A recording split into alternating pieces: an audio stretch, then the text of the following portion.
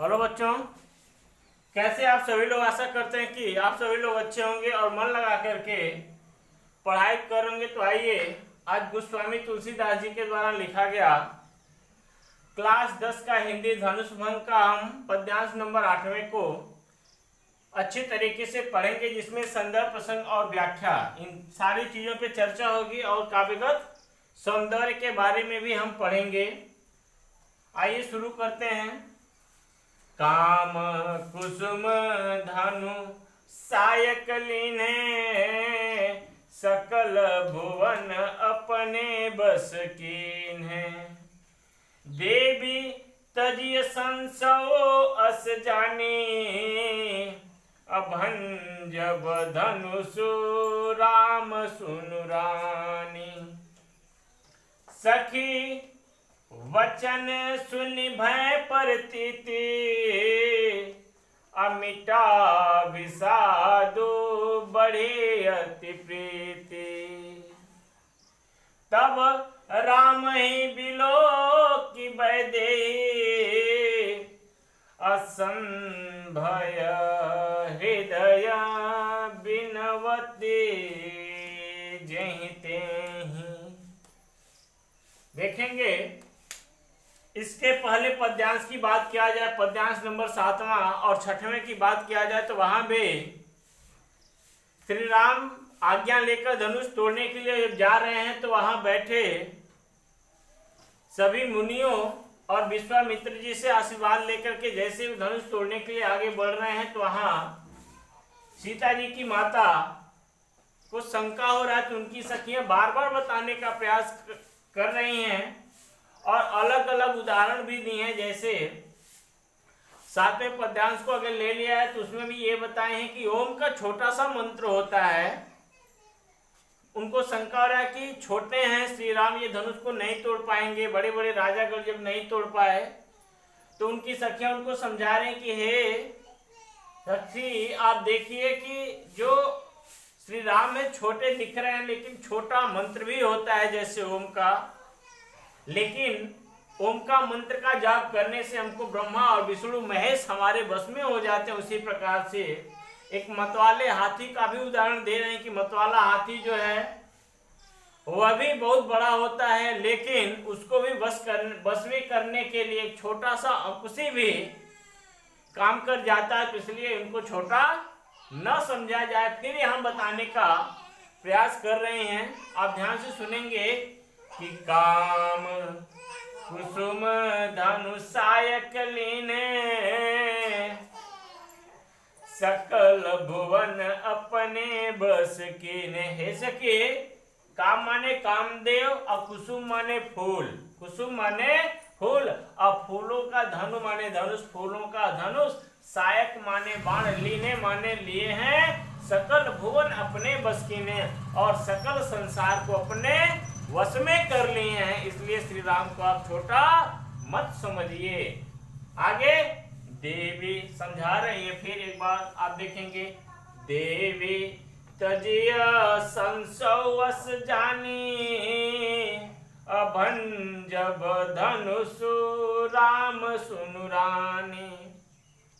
सुनैना जी को बार बार उनकी सखियां अलग अलग उदाहरण दे करके समझाने का प्रयास कर रही हैं। तो अगली लाइन में गोस्वामी तुलसीदास जी बहुत सुंदर इस पद्यांश को लिखे हैं कि देवी तजिय संसवस जानी, अभंजब धनुष राम सुनु रानी। हे रानी, हे देवी, तजिय संसव अस जानी, आप जो है अपने शंका को क्या कर दो, दूर कर दो। अपने शंका को दूर कर दो और ये समझो कि भंजई माने तोड़ देंगे, धनुष माने धनुष को राम। कौन तोड़ देगा? श्री राम इस धनुष को तोड़ देंगे, ऐसा आप विश्वास रखिए। देखिए कि देवी तजिय माने छोड़ दो, संसव अस जानी, और ऐसा सोचिए कि भंजब धनुषु राम सुनु रानी। हे रानी, भंजब माने इस धनुष को खंड खंड में श्री राम तोड़ देंगे। धनुष माने किसको? धनुष को। भंजई माने तोड़ देंगे। राम कौन? राम। सुनो हे रानी, आपको बार बार उदाहरण दे रहे हैं कि एक छोटी सी अंकुशी ही एक हाथी को काबू में कर लेती है।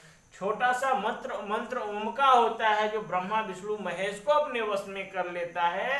तो ये शंका आप दूर कर दो, श्री राम धनुष को अवश्य ही तोड़ देंगे।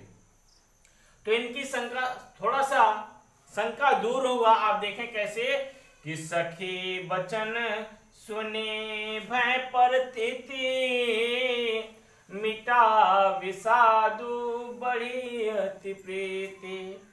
तब इतना मोटिवेट करने के बाद जो सीता जी की माता सुनैना है, उनका शंका, उनका संशय क्या हुआ? समाप्त हो रहा है। आप देखेंगे सखी वचन सुनि भय परती, अपनी सखियों को बातों को सुन करके, कौन? सुनैना जी। वचन माने बातों को, सुनी माने भय माने शंका को, परतीति माने त्याग दिया। अमिटा विषादु बढ़ी अति प्रीति।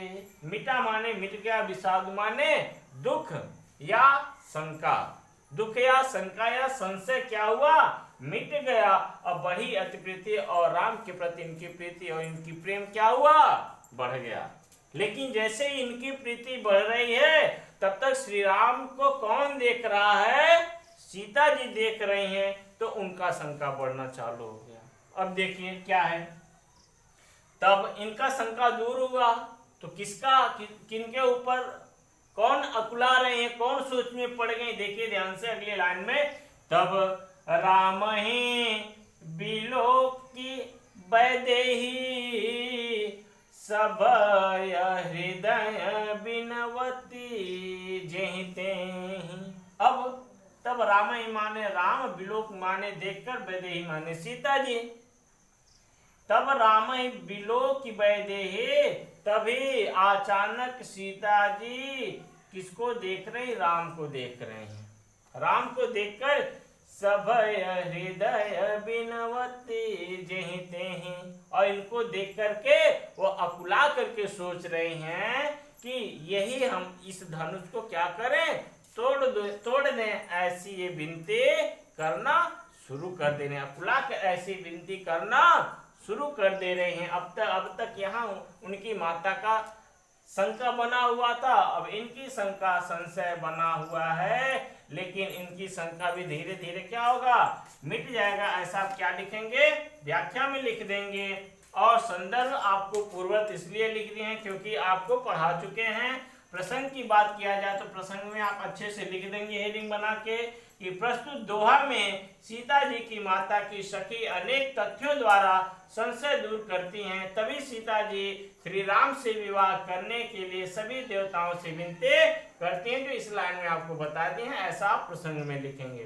काव्यगत सौंदर्य की बात कर लिया जाए तो भाषा आपकी अवधि है, गुण माधुर्य है, छंद चौपाई है, और शैली की बात किया जाए प्रबंध और वर्णात्मक है, और रस श्रृंगार है, शब्द शक्ति, अविधा और लक्षणा है। अलंकार की बात किया जाए तो आप देख रहे हैं यहाँ स का कई जगह आप स को देख रहे हैं। तो बार बार आपसे कह रहे हैं कि किसी भी लाइन, वाक्य, छंद, दोहा में अगर किसी वर्ण की पुनरावृत्ति बार बार हो रही है तो आपको अनुप्रास अलंकार लिखना चाहिए। तो यहाँ आपका कौन अलंकार हो जाएगा? अनुप्रास अलंकार हो जाएगा। ठीक, अब ध्यान से आप देख लीजिएगा। और तब तक के लिए आप सभी लोगों का बहुत बहुत धन्यवाद।